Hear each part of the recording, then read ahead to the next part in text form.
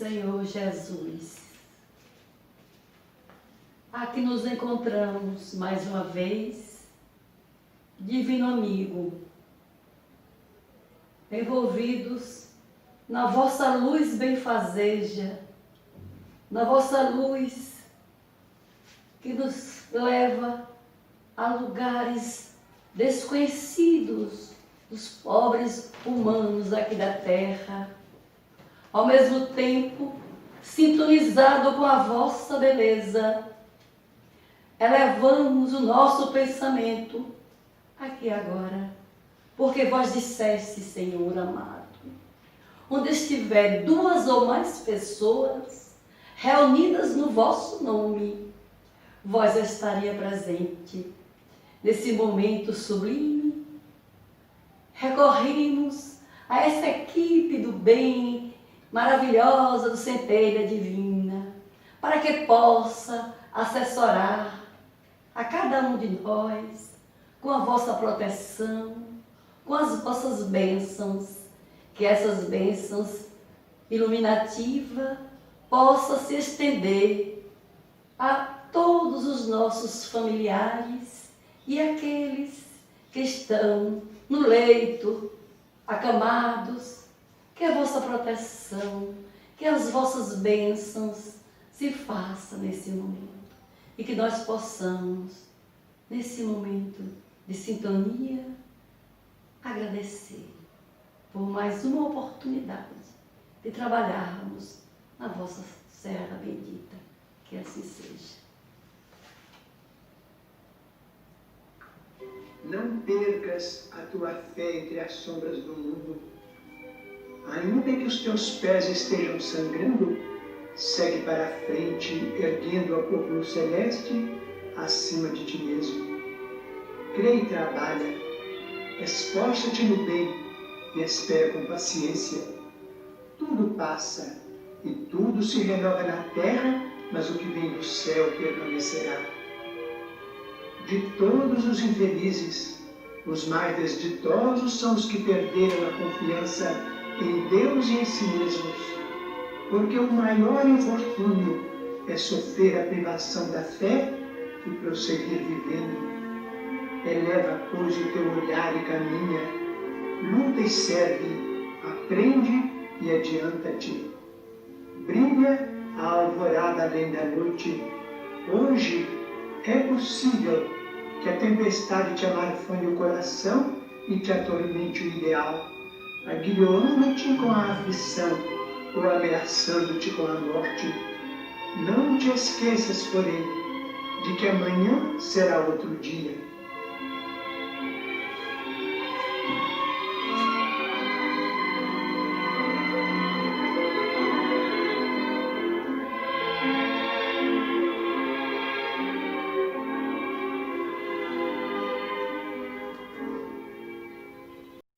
Meus irmãos, boa noite. Estamos aqui a convite, mais uma vez, da nossa irmã Gal, do nosso irmão Givaldo. É com muita alegria que nós recebemos o convite e dessa vez vamos tratar do assunto que é a introdução do Livro dos Espíritos. Um assunto de extrema relevância, porquanto a todos compete essa leitura do Livro dos Espíritos, porque nós, na verdade, precisamos aprender a estudar esse livro, não apenas ler. E nós espíritas, não espíritas, todos nós podemos ter esse conhecimento precioso que Allan Kardec veio nos deixar. Portanto, o Livro dos Espíritos foi publicado em 18 de abril de 1857, estando naturalmente com 163 anos por agora. Então, o autor, entre aspas, é Allan Kardec, e o nome, o Livro dos Espíritos. Em que consiste a introdução do Livro dos Espíritos? Exatamente, o Herculano Pires vem trazer uma explicação metodológica de como se deve fazer a leitura, do que se apresenta, o que se está distribuído metodologicamente nesse livro, o que se discute exatamente nesse livro. Então, ele requer um encaminhamento de como a gente deve nortear as nossas leituras. Nesse período codificação, que é do Livro dos Espíritos, em 1857, é conhecida essa era como a era realmente do surgimento do Espiritismo. Essa era espírita surge com a promessa que foi feita anteriormente, com a promessa do Consolador, que viria exatamente em algum momento da vida de nós aqui no planeta Terra, e surgiu justamente com essa codificação, essa era nova, que é uma nova era chamada Espiritismo, a era do Consolador, aquilo que traz a nova mensagem, né? A mensagem a boa nova, aquilo que Jesus prometeu um dia que ia chegar. Então vem cumprir a promessa evangélica do Consolador, do Espírito da Verdade. O Livro dos Espíritos, na verdade, ele é um código da nova fase da evolução humana. Ele é um código, ele é um norte. E esse livro é uma pedra fundamental na evolução humana e dentro do Espiritismo. Antes dele, não havia Espiritismo, não havia nem mesmo essa palavra sequer. Apenas falava-se em espiritualismo, neoespiritualismo. Isso falava-se também de uma maneira nebulosa, né? E os fatos espíritas que sempre existiram, eles eram interpretados das mais diversas maneiras. Então, na sua introdução, Herculano Pires traz essas informações para a gente. O livro traz uma sequência histórica para que a gente possa compreender, né, de como ele foi constituído. Então, nesse aspecto, é interessante ressaltar e relevante que há uma sequência histórica para esse livro chegar até as nossas mãos, né? Era um momento em que o mundo estava se preparando para abandonar o caos das civilizações primitivas. Então, veja bem, é um salto, não é um salto quântico, mas é um salto considerável da transformação que o mundo ia ter. A princípio, nós tínhamos Moisés, né, que foi o primeiro mensageiro de amor, né, que a humanidade conheceu. Moisés vem como um condutor do novo no mundo, e ele traz a Bíblia como norte, ele traz a Bíblia para nortear o comportamento humano, para sair daquelas questões de barbárie, daquelas questões de falta de civilização, de falta de respeito, certo? Então, assim, não foi Moisés quem escreveu a Bíblia, propriamente, ele codificou essas revelações. Então, surge aí um novo ciclo, que é o ciclo chamado cristão. Então, após a influência bíblica, né, esse modelo que foi implementado, espalhado por todo o mundo gentil, e os gentios eram os povos pagãos que não seguiam basicamente o cristianismo, né? Nessa época, nesse período, surge Jesus, certo? Os discípulos de Jesus que caminharam com ele também foram recolhendo todos os ensinamentos de Jesus. E aí surge o Evangelho. Então, em cada era vai tendo um tratado para ser a humanidade conduzida daquela forma. Um norte, uma revelação, né? Primeira de Moisés, depois Jesus Cristo passa pela terra, e aí traz uns novos códigos de leis morais e de conduta, de comportamento, para o homem se baseando e melhorando a sua realmente caminhada no planeta. Então, por assim dizer, o Evangelho é a codificação da segunda revelação cristã. Na Bíblia, também já teve prenunciada esse Evangelho, né? Esse Evangelho de Jesus. Viria um novo código. E o Espírito da Verdade disse, eu vos enviarei o Consolador. Numa época lá na frente, lá quando todos vocês estiverem preparados para ouvir a boa nova, porquanto naquela época Jesus Cristo falava por parábolas e nem todos podiam compreender, mas ele já sabia disso. Então ele promete o Consolador, ele promete uma nova revelação, ele promete um novo código, ou seja, o reforço do código que ele estava implementando naquele período. Então a gente encontra, né, em João 14 o seguinte aspecto, né, que Jesus disse assim, eu sou a videira verdadeira e meu pai é o agricultor. Ou seja, então assim, nós estamos diante de um anúncio daquilo que se tem que cultivar. O que é que cultivar? A alma, o espírito, o corpo, né, a seiva. Então todos esses aspectos, o homem é matéria, o homem é espírito, o homem tem que seguir determinados caminhos para ser um bom fruto, filho daquele pai venturoso. Então ele diz assim: quando, porém, vier o Consolador enviado por parte de meu Pai, o Espírito da verdade que dele procede, esse dará testemunho de mim, e vós também testemunhareis, porque estáis comigo desde o princípio. Ele falou isso para João. Então ele está advertindo que vem o Consolador. E a doutrina espírita, para quem sabe realmente, quem tem visto qual é o teor dessa doutrina, realmente é a consolação. A consolação de um mundo melhor, para que nós tenhamos a compreensão, paciência, resignação, que todos esses problemas, as vicissitudes que nós temos na Terra, tudo vai passar, tudo passa. Então, o Consolador trata das questões pelas quais o homem tem que passar para se depurar. Não significa que ser espírita vai o ser humano passar a não sofrer essas dores que tem que passar, e sim compreendê-las. Então, assim, como é que surge o Livro dos Espíritos, né? Então, Allan Kardec, sob a orientação do Espírito da Verdade, que já tinha sido anunciado que no futuro viria. Então, no momento em que esse mundo se preparava para entrar numa era, numa nova fase, uma fase superior do seu desenvolvimento. Então, de fase em fase, essas transformações já vinham ocorrendo e, de certa maneira, vem se implementando um novo código de conduta para os homens. E dessa vez, o Livro dos Espíritos, através de Allan Kardec, com a sua comunicação mediúnica, ele traz toda essa codificação, através dessa comunicação que vem do mundo corpóreo, do mundo material com o mundo imaterial. Como se deu essa criação?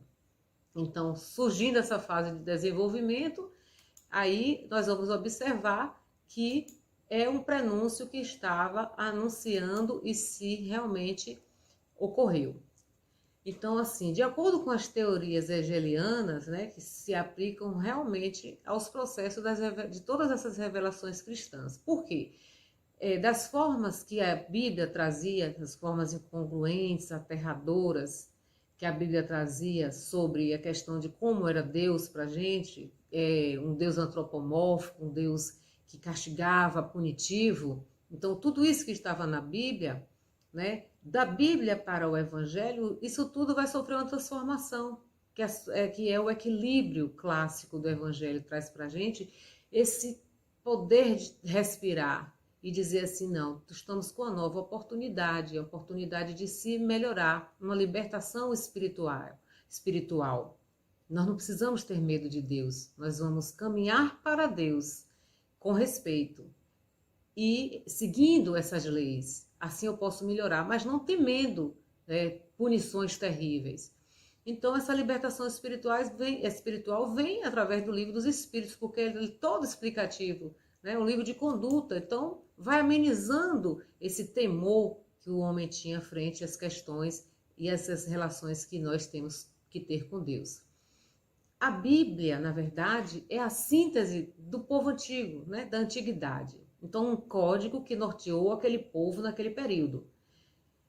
E o Evangelho, que vem no período de Jesus Cristo, é a síntese do mundo greco-romano e judaico, com a presença de Jesus aqui passando pelo planeta. Já o Livro dos Espíritos é a revelação do mundo moderno, é a revelação para os dias atuais, já previsto por Jesus Cristo na época em que aqui esteve. Então, cada síntese que a humanidade em cada era vai atravessando, ela é encerrada através dessa evolução que nós realizamos aqui, anunciando sempre os germes do futuro. Então, assim, vem a era bíblica, vem a era do Evangelho e vem a era do Livro dos Espíritos, que é a era da revelação espírita. É essa que nós estamos atravessando agora.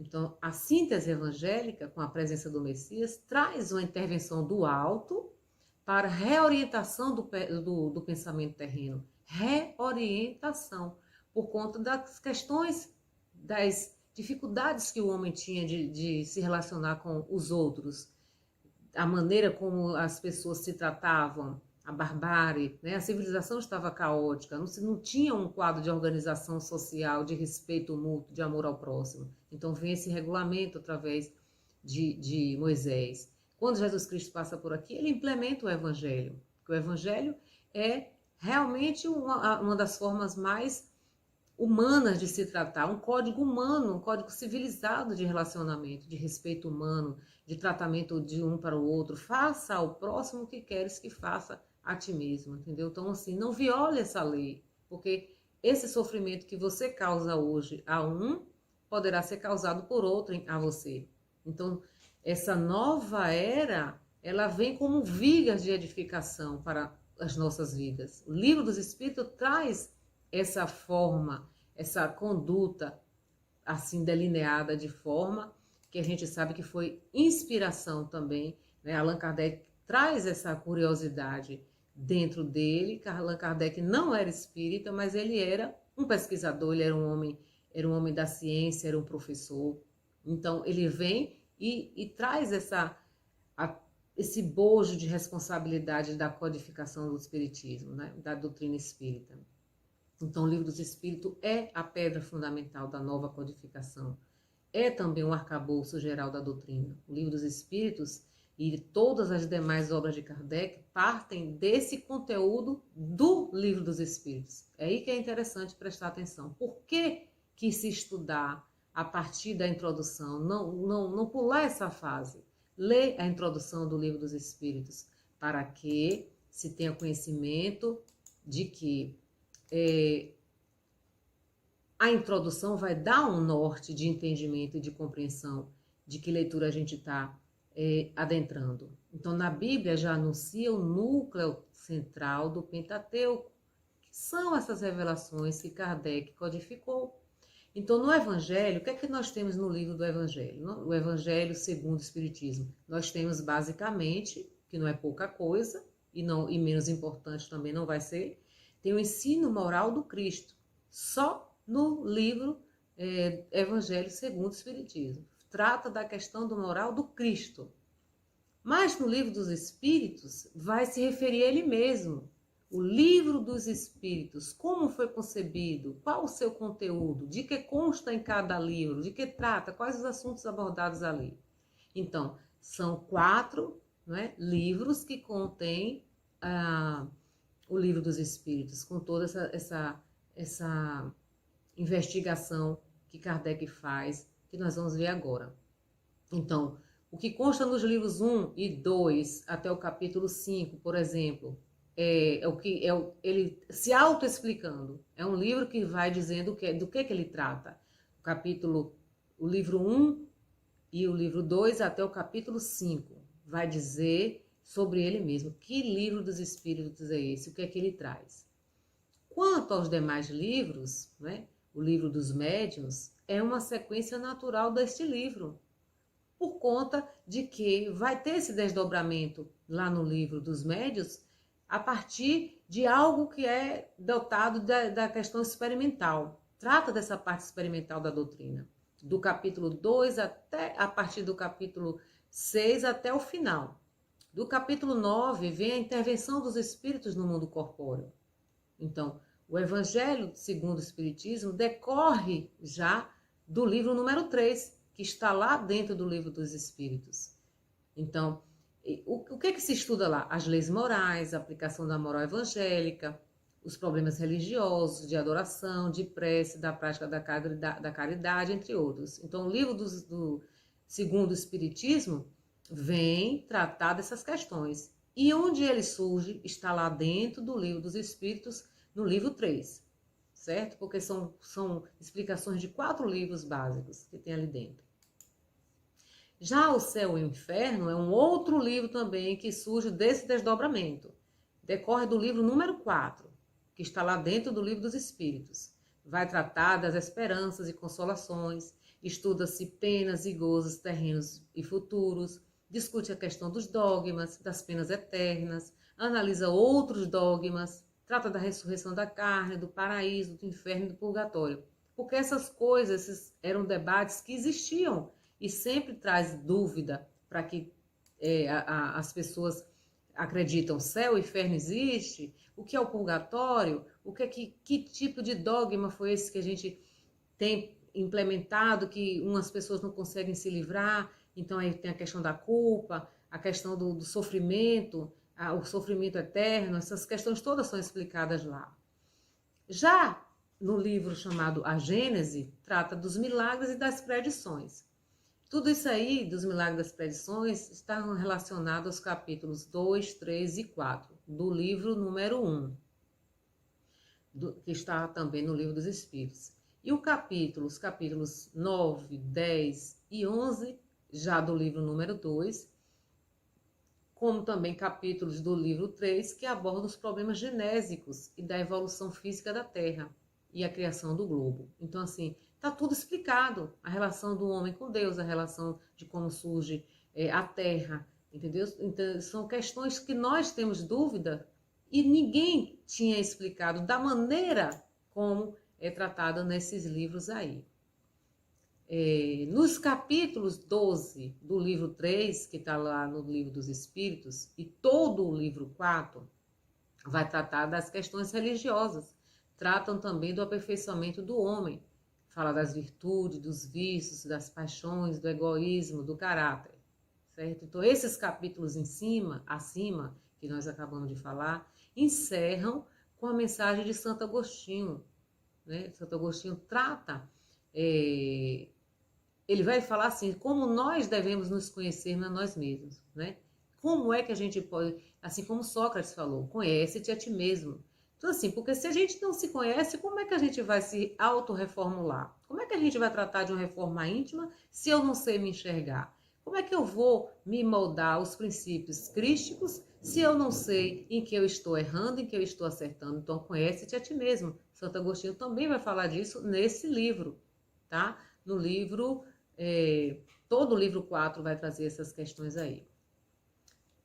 Temos ainda no livro 4 sobre as penas e gozos futuros, consequências espirituais do nosso comportamento terreno. Então vai depender daquilo que a gente traçar aqui.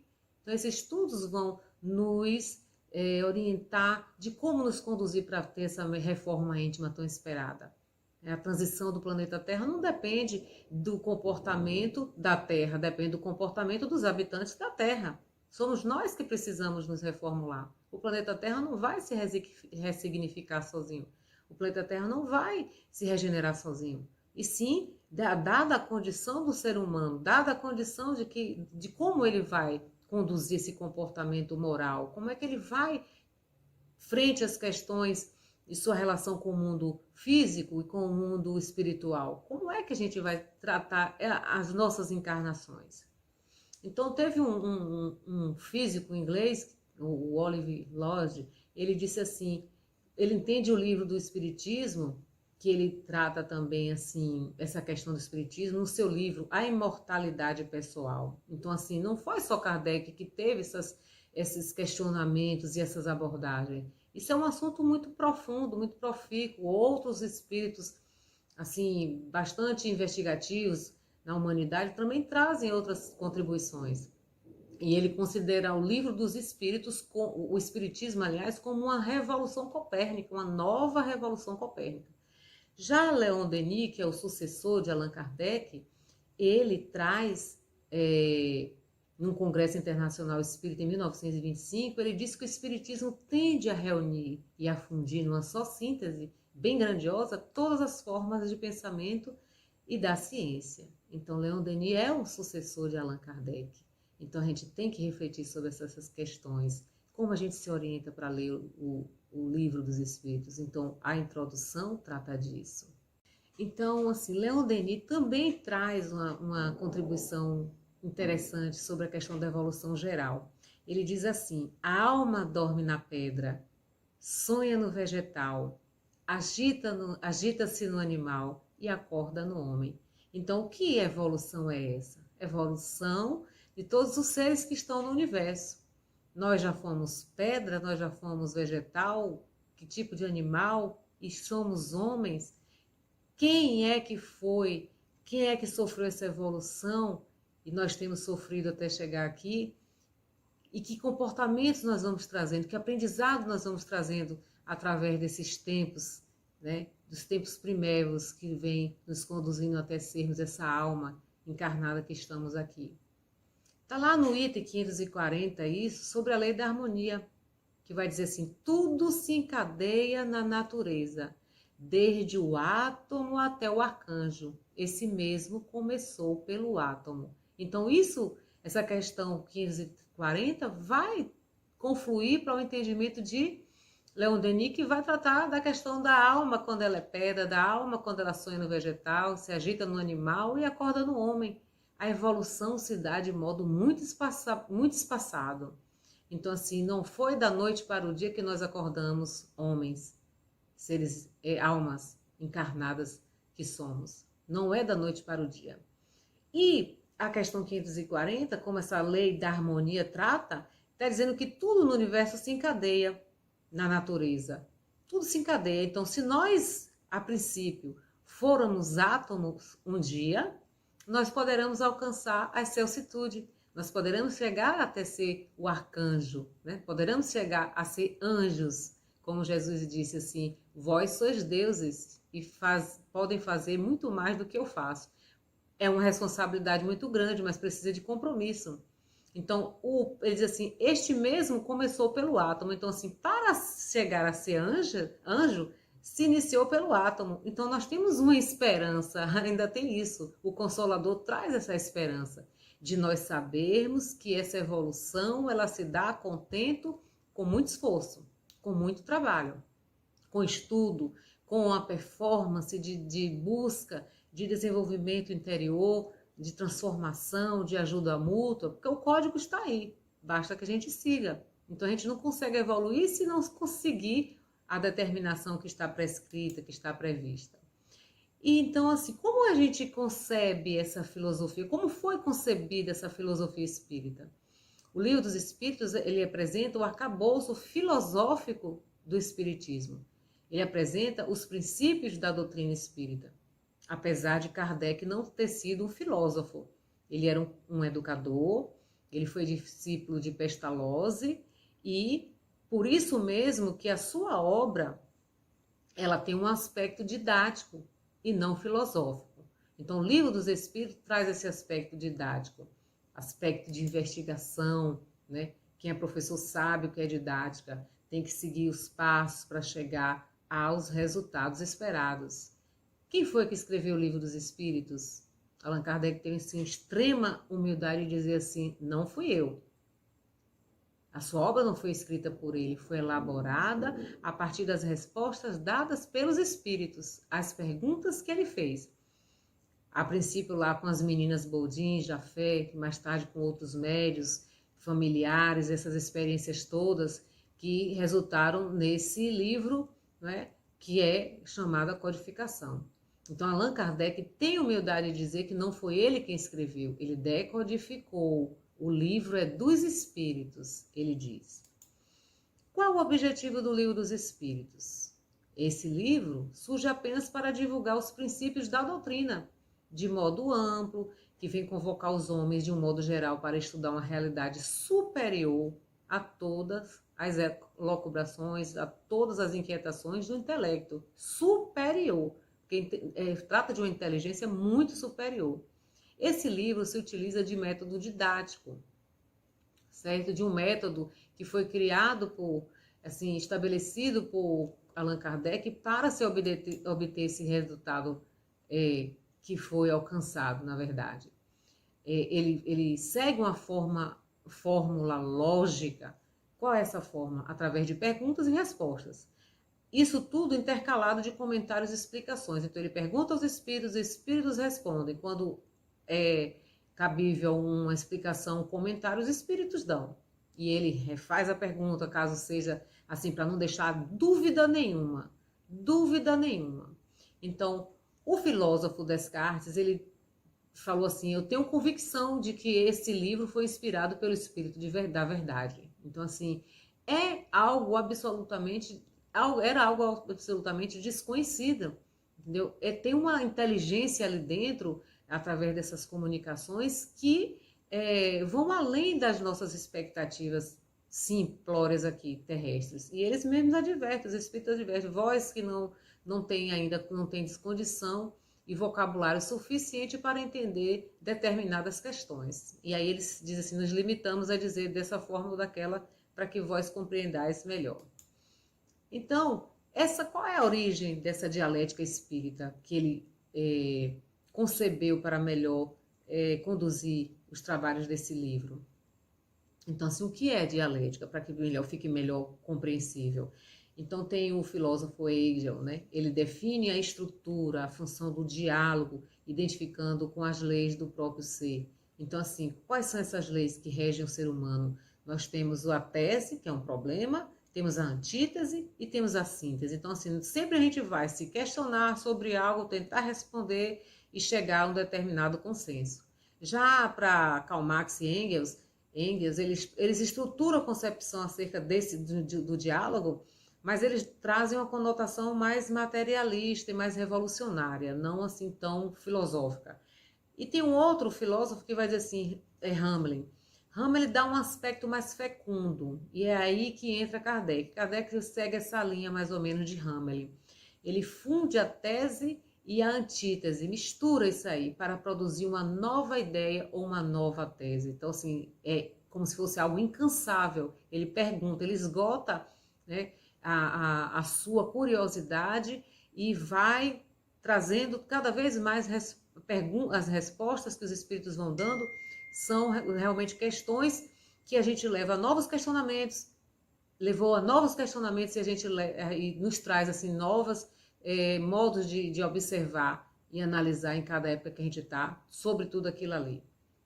Então, essa foi a origem. Então, esse método dialético também já estava presente no Velho Testamento, no Novo Testamento e está hoje no Livro dos Espíritos. O Velho Testamento traz esse método assim e, portanto, ele é um método natural do desenvolvimento, tanto do pensamento quanto de todas as coisas. Então, no Velho Testamento também existem diálogos interessantes, né? Com a questão de Moisés e trabalhando e trazendo todas as elucubrações da época. Porque o homem não vai aprender nada sem o diálogo, sem discussões, sem debate. Então, Emmanuel faz essa observação, ele compara o Velho Testamento a um apelo dos homens, que os homens fazem a Deus. E aí ele compara também que o Novo Testamento é a resposta de Deus. Então, deste modo, o Livro dos Espíritos vai ser a síntese desse diálogo. E segundo Hamelin, aquele filósofo, é o momento em que o apelo e a resposta se fundem na compreensão espiritual, abrindo o caminho a uma nova fase da vida terrena. Por isso que o método é dialético. Ele é de pergunta, resposta e compreensão.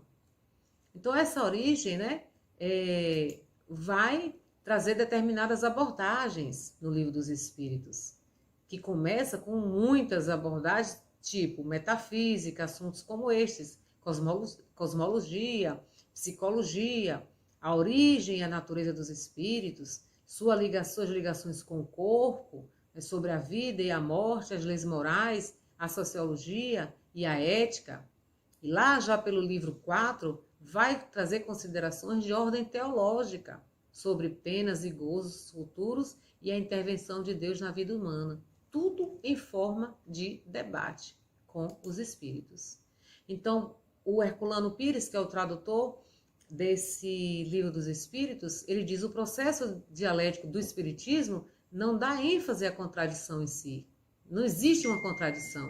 Ele vai seguir a linha de Hamelin, dá uma nova harmonia a partir da fusão dos contrários para uma nova criação, para um novo entendimento.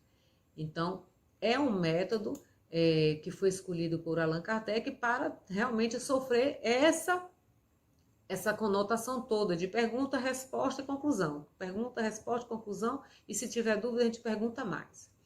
Herculano Pires traz uma assertiva belíssima, eu achei isso aqui bastante, assim, relevante.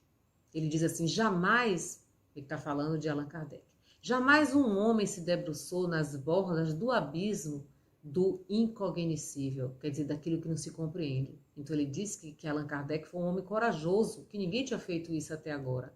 Do abismo, imagine assim, que ele foi assim, ele atravessou esferas incríveis, né? Ele foi um trabalho bastante difícil para interrogá-lo. Interrogar quem? É esse abismo, o desconhecido.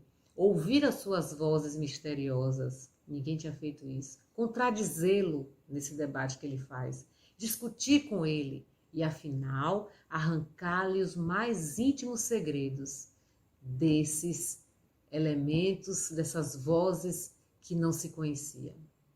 Ele disse assim: e nunca também o abismo se mostrou tão dócil e até desejoso de se revelar ao homem em todos os aspectos. Então, esse aqui é belíssimo porque trata da misericórdia divina. A gente vê o fundo da misericórdia divina através dos espíritos comunicantes, trazendo para a gente todas as respostas que foram lhes perguntadas para melhor orientar o homem, para melhor conduzir o homem na trajetória da sua encarnação, para que a gente compreenda o que é necessário. Então, assim, só ensina quem sabe, só ensina quem tem experiência. Então, os espíritos, quando estão no mundo extrafísico, eles têm essa visão, eles já tiveram a experiência que nós estamos tendo, portanto, podem contribuir largamente, puderam contribuir amplamente para essas questões. Bom, com relação às vozes, só Allan Kardec ouvia vozes? Não. Sócrates também ouvia vozes do seu daimon, né? Seus demônios, entre aspas. E ele discutia no oráculo de Delfos. O oráculo era um local que entravam, né, essas pessoas naquela época e entravam em profunda concentração e ouviam essas vozes, essas orientações no oráculo de Delfos, né? Então, assim, Kardec não. Kardec extrapolou essa prática. Kardec foi adiante. Ele dialogou com todo o mundo invisível, analisando com rigor suas vozes. Olha o método, né? Analisando no método criterioso, ouvindo inferiores e superiores. Olha aqui, né? Destemido, inferiores e espíritos superiores. Também não tinha preconceito para descobrir as leis desse mundo, porque senão como é que ele ia poder comparar espíritos só superiores, ou então espíritos só os inferiores? Ele ia tratar só com uma corrente ou com o outro, com um ou com o outro. De qualquer maneira, só ia ter um lado das coisas, um lado de observação das coisas que tinham que ser ditas. Então, para cobrir as leis desse mundo, as formas de vida nele existentes, o mecanismo das suas relações com o nosso, então essa investigação trata do conhecimento que os espíritos têm do mundo espiritual e sua relação com o mundo material. Ele traz essa abordagem assim rica, profunda, né? Que a gente não pode deixar de analisar a importância disso aí para a contribuição da nossa evolução aqui no planeta. Então, assim, o livro dos espíritos é um livro que é um manancial de informação que a gente não pode deixar de aprender, de discutir, de ouvir, de ler, divulgar, porque é um livro que está uma responsabilidade muito grande de nos orientar sobre as nossas questões, sobre aquilo que compete à nossa evolução espiritual. É um livro que traz, não é uma receita, não é uma bula como se tem nos remédios, assim, nas drogarias que a gente encontra, serve para isso, para aquilo. É para refletir. É por isso que é dialético. Pergunta, resposta, dúvida, continua, volta a perguntar, e os espíritos são bastante eloquentes, bastante pacientes. Tem horas que dizem assim: nós, por enquanto, é o que podemos revelar. Vós não tendes vocabulário suficiente para compreender o que nós temos para dizer, porque aí na Terra não tem palavra para a gente qualificar o que aqui se aprendeu. Vocês ainda não têm palavra suficiente, vocabulário suficiente para esses entendimentos.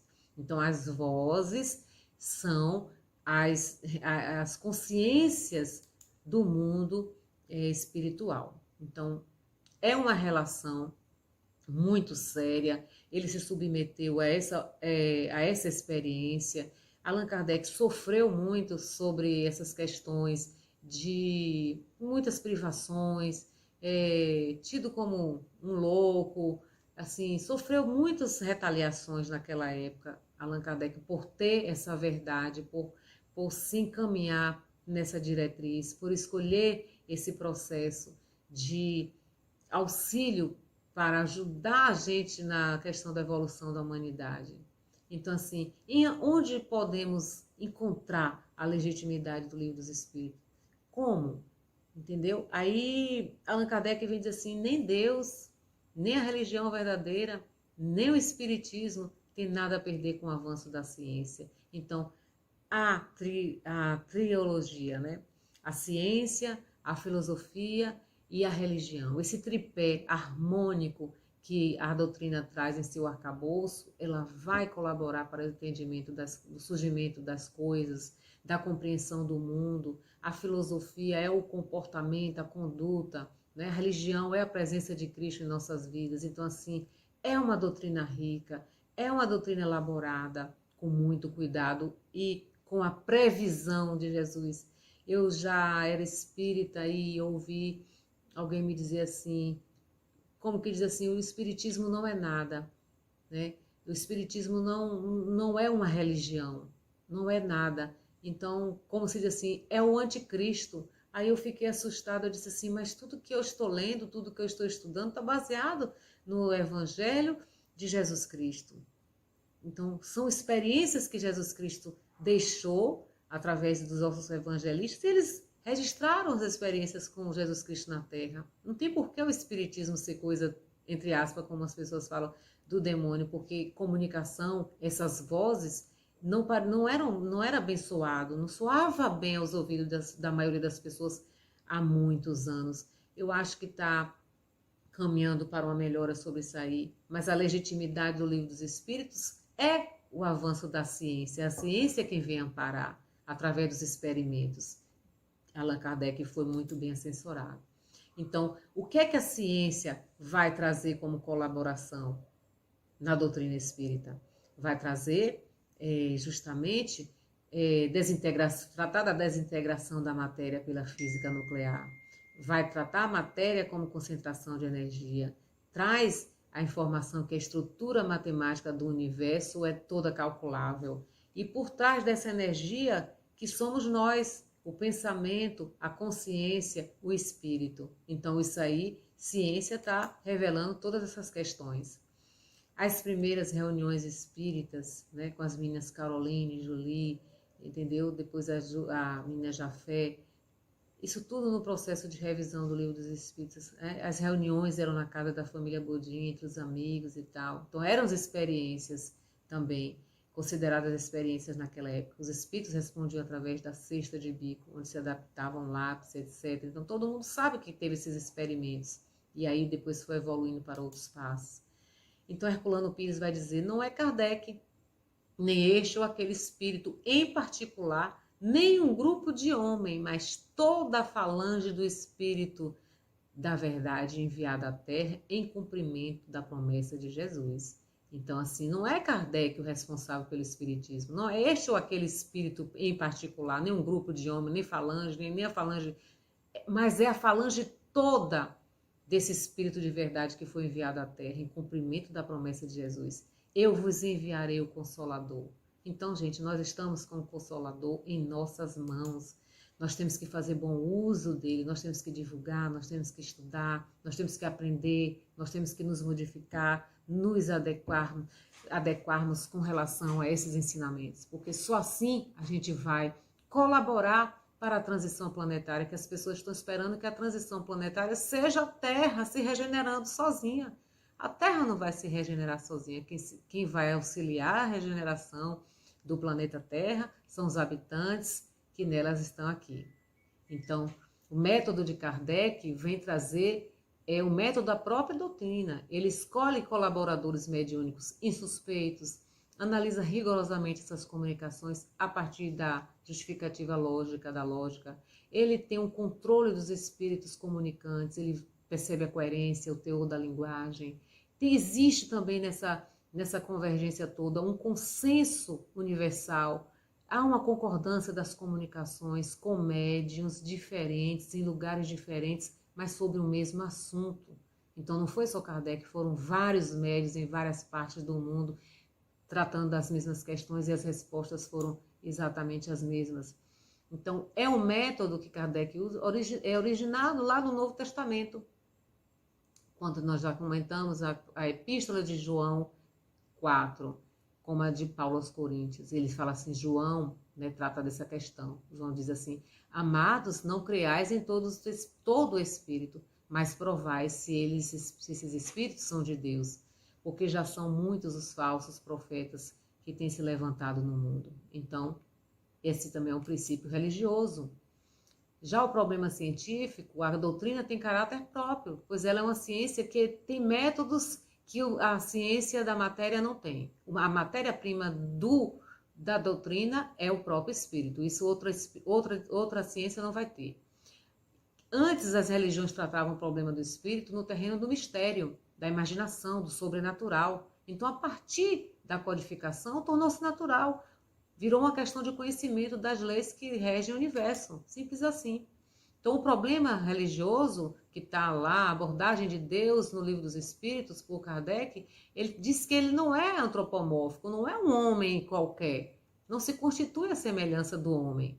Então, a definição espírita para Deus é a inteligência, causa primária de todas as coisas. Está na questão número 1 do Livro dos Espíritos.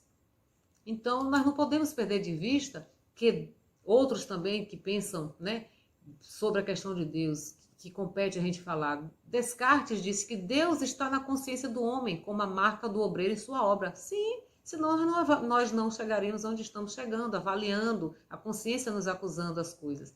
Os espíritos confirmam esse princípio e vão além. A marca do obreiro está em todas as coisas da natureza inteira. Então, para o espiritismo, a negação de Deus é como a negação do sol. E tirar sol do universo é como tirar o sol do sistema. E é um simples absurdo. O espiritismo se ocupa do espírito e da verdade. A Deus não interessa a precária exterioridade dos mitos e do culto convencional. É sim o pensamento, o sentimento do homem. Isso sim é que interessa a Deus. Então, através do pensamento, nós precisamos estimular nossa inteligência, conhecendo as coisas, as verdades que Deus quis nos ensinar através dessas passagens aqui na Terra. E o Consolador prometido vem trazer essa verdade maior, que é a comunicação nossa com o mundo espiritual, para melhor vivermos, para melhor garantirmos a nossa estadia aqui na Terra, para quando voltarmos à pátria espiritual, recebermos, né, as menções honrosas de gratidão dos espíritos que lá estão querendo colaborar conosco e sabermos que nós somos vitoriosos nas nossas pelejas aqui do mundo. Então, meus irmãos, muito boa noite, muito obrigada.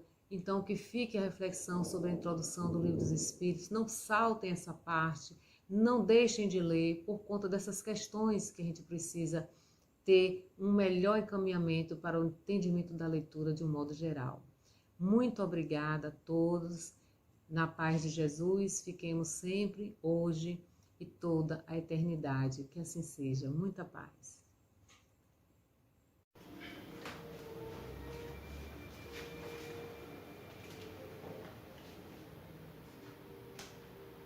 Os Espíritos do Senhor, que são as virtudes dos céus, como um imenso exército que se movimenta desde que dele receba a ordem, espalham-se sobre toda a superfície da terra, semelhante às estrelas que caem do céu. Vem iluminar o caminho e abrir os olhos aos cegos.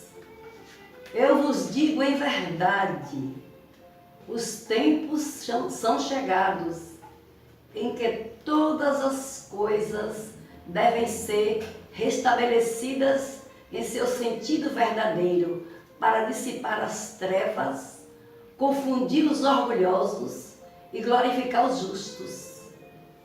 As grandes vozes do céu ressoam como o som da trombeta e os coros dos anjos se reúnem. Homens, nós vos convidamos ao divino concerto. Que vossas mãos tomem a lira, que vossas vozes se unam e que, no hino sagrado, se estendam e vibrem de uma extremidade do universo à outra. Homens, irmãos a quem amamos, estamos juntos de vós, amai-vos também uns aos outros, e dizei do fundo do vosso coração, em fazendo as vontades do Pai que está nos céus. Senhor, Senhor, e podereis entrar no reino dos céus, o Espírito de verdade. Ave Maria, cheia de graça, o Senhor é convosco, bendita sois vós entre as mulheres, bendito é o fruto do vosso ventre, Jesus. Santa Maria, Mãe de Jesus, rogai por nós, pecadores, agora e na hora de nossa redenção, que assim seja.